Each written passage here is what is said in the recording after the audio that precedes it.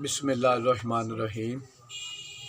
अज अल्लाह ताला दा बड़ा शुक्र है कि मेरे ते मैडम अरशाद ने 3 FIR दित्तियां होईयां सन, जिन्हां दे विच अज मेरी समात हुई है साहिवाल डिवीज़न विच सैशन जज वड्डे कोल खलील साहब को। उन्होंने अज मैनू अलहमदुलिल्लाह बरी कर दिता है और मेरे नाल बिल्कुल मैरिट का मेरा फैसला होया है। और जो मैरिट सी अल्लाह ताला दा अज करोड़ करोड़ शुक्र है, जिन्ना ही मैं करा उन्ना ही कम है। तो बाकी शहर वाले दोस्तों की मेरे नाल शुरू तो ही मुहब्बत प्यार रही है, हद तो ज़्यादा। बाकी भाई मेरा शाहनवाज है, मेरे रोले रूले तो इन्हें मैडम अरशाद नाल बिल्कुल चलते पे सन, लेकिन शाहनवाज का तो कोई विच किसी किस्म का मामला ही नहीं सी और कोई भी नहीं सी किसी किस्म का शाहनवाज का।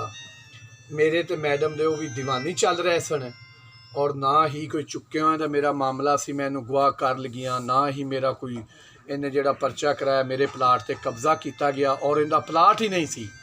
और डिप्टी साहब ने अज वो लिखा होया सी विच उंदे, मैं तो अज मेरे वकील ने पढ़िया है कि उत्थे सैशन जज दे अंदर भी डिप्टी साहब आख्या ना ही इनका ताहयात तू कब्जा रही है, ना ही इनके ना है, ना ही एक्साइज में इनके ना है और इन्हें कब्जा किदू हो गया।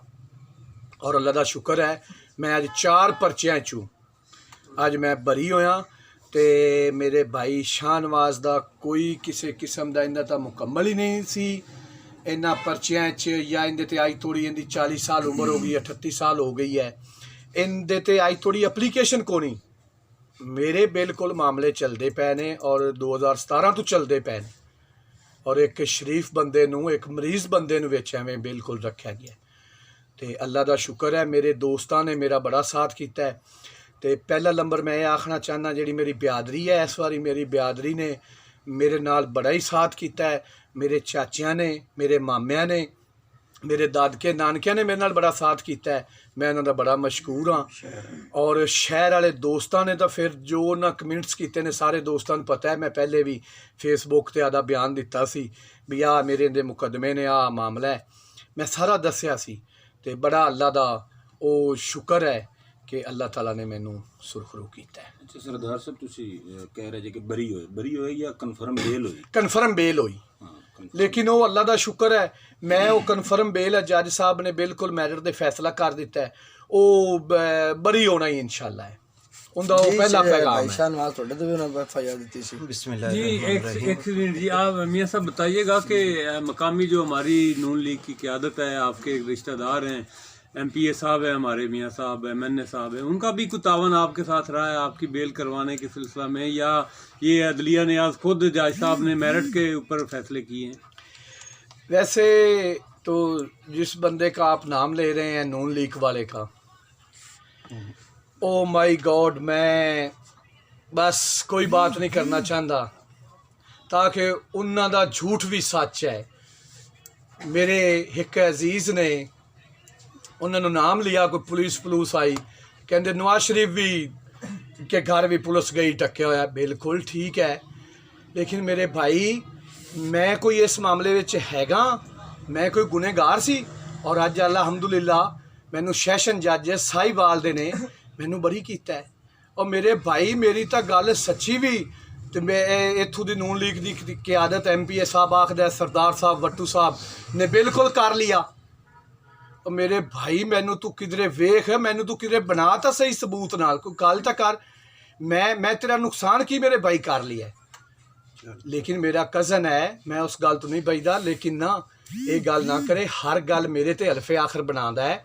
मेरा उनका कोई मामला नहीं, कोई कुछ नहीं, लेकिन मैं उन्होंने अज भी रिक्वेस्ट करना कि मेरी जो हकीकत है वो की करे। मेरे कज़न नूं एवें कह देना कि नवाज शरीफ के घर हो रही आई हो गया, सरदार साहब बहुत बड़ा काम कर दिता है।